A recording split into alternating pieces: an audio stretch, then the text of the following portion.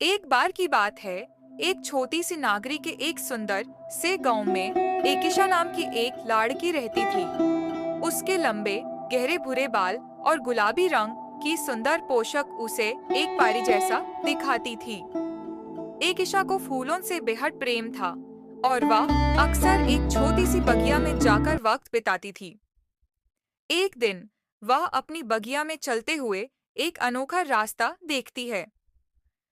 उस रास्ते के दोनों तरफ चमकते हुए गुलाबी फूल खिले थे और हवा में एक मिथस भरी सुगंध थी।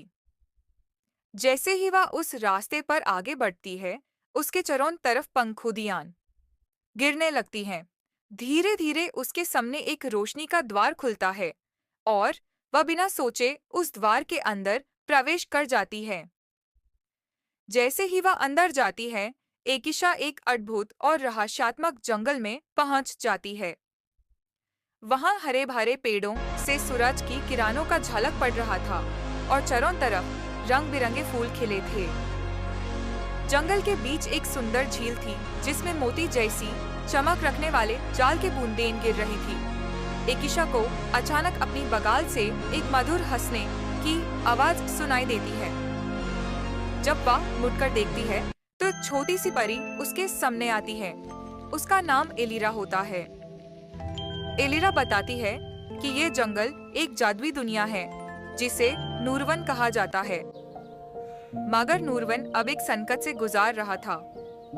जंगल का राजा, एक शैतानी जादूगर जरकन, इसे सुखाने की कोशिश कर रहा था। एलिरा कहती है, तुम ही हो जो इस जंगल को बचा सकती हो एकिशा। तुम्हारे अंदर एक विशेष शक्ति है जो नूरवन के फूलों और प्रकृति को फिर से जीवित कर सकती है।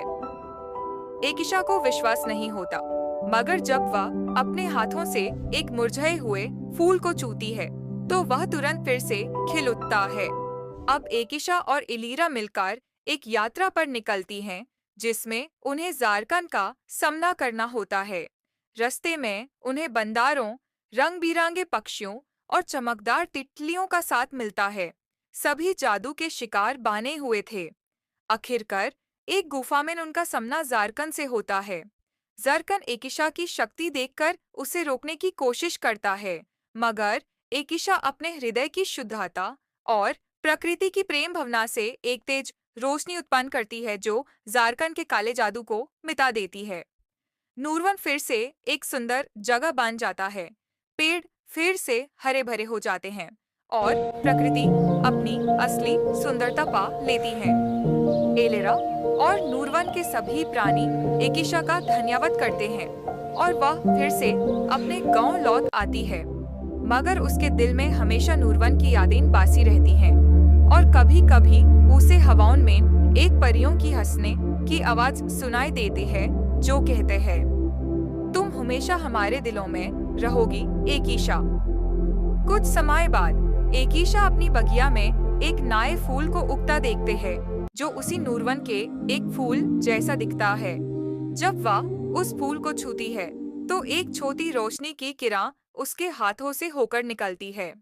तभी उसके सामने एक और द्वार खुल जाता है। इस बार वह जानती थी कि यह नूरवन की पुकार है। एकिशा मुस्कुराए, अपनी गुलाबी पोशाक को संभलती हुई और एक नई यात्रा के लिए तैयार हो गई, क्योंकि अब वह सिर्फ एक आम लड़की नहीं रही थी, बल्कि नूरवन की रखवाली बन चुकी थी। एक सच्ची पारी योद्धा। Please subscribe please my YouTube channel. इसे वीडियो आपके लिए लेट रहेंगे।